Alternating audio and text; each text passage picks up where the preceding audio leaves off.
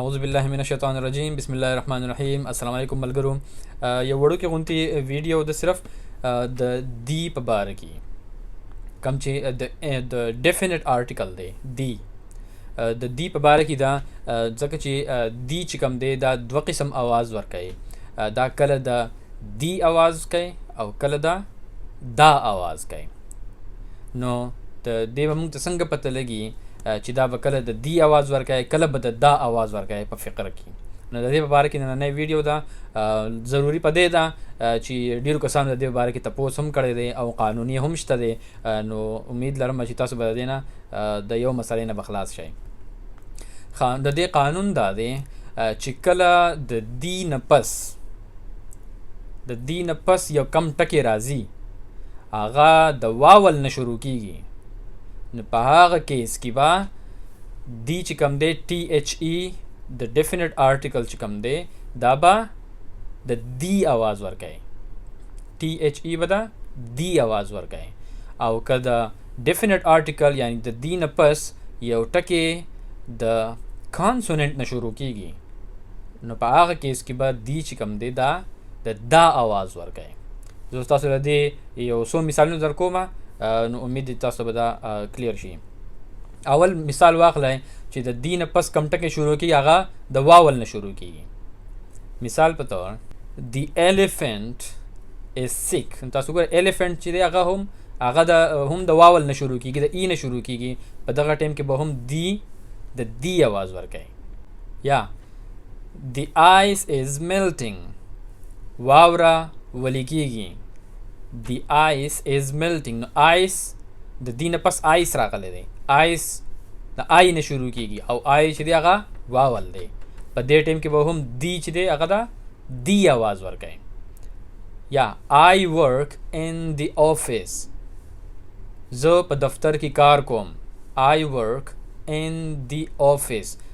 دی office برازي ځکه چې د office د دی نه پس office راغلی دی. office د او نه شروع کیږي او او واول دی نو دی office برازي. یا Aslam broke the umbrella. اسلم چترای ماته کړی ده. اسلم broke the umbrella. نو ګوره دی umbrella برازي ځکه چې umbrella د یو نه شروع کیږي او یو چې دی هغه واول دی. په هغه ټیم کې به د ډیفینټ آرټیکل आवाज چې کوم دی هغه به صحیح دی umbrella.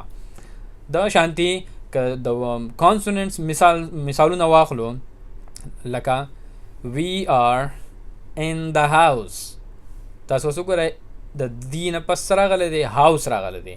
هاوس چې کوم دی هغه د اچ نه شروع کیږي او اچ کانسوننټ دی. نو په دغه ټیم کې به دی د څه आवाज ورکوي د دا आवाज ورکوي. we are in the house. یا the photo is on the wall. on the wall د w نه شروع کیږي او w کانسوننټ دی ځکه به دا دی چې دی دا به د څه आवाज ورکوي د دا आवाज به ورکوي.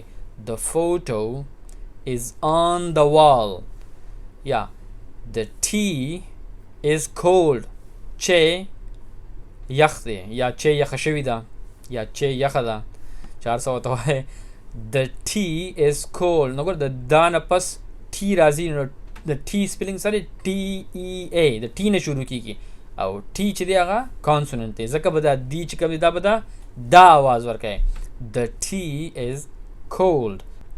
اوس دلته به ماغه خبره ګوره دا خبره مونږ چې کله هغه آرټیکلز ایکسپلین کړي وو که نه هغه ا ان او ات دا چې مونږ کله ایکسپلین کړي په دې کې ما تاسو ته یو رول ویلی و. هغه رول به دلته کې هم اپلای کیږي. دلته به هم هغه شانتي راځي.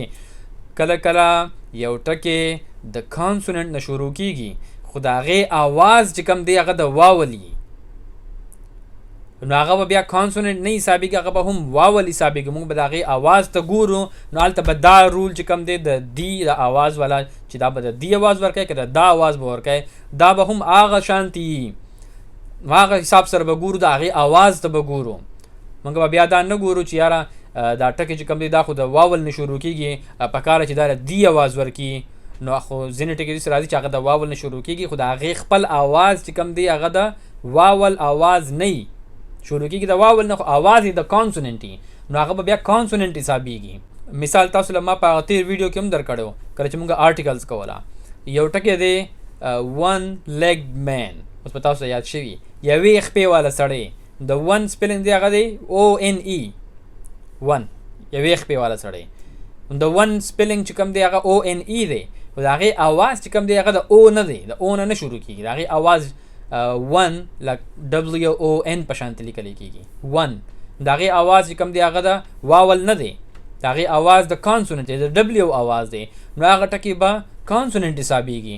د هغې مطابق به د هغې سره چې کله دی لګي د هغې اواز به د هغې مطابق راځي. لکه د one legged man، دلته به د دی اواز چې کوم دی هغه به دی نه راځي، هغه به دا راځي.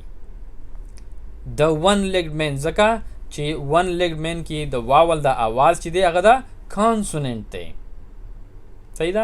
نو امید دی چې په دې باندې پوه شوي. دا د اواز د مسله چې کوم ده دا ما په هغه آرټیکلز والا ویډیو کې ښه په ډیټیل سره ایکسپلین کړي ده.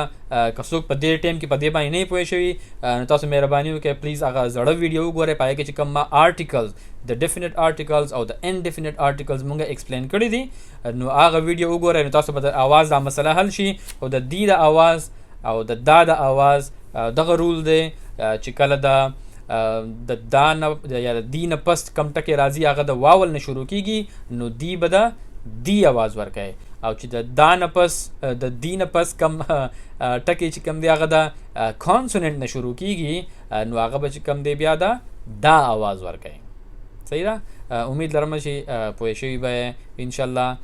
د بل خاص داسې مسلې نو بیا په بل ویډیو کې میلاویږو. د خپل ځان خیال ساتئ. د الله په امان.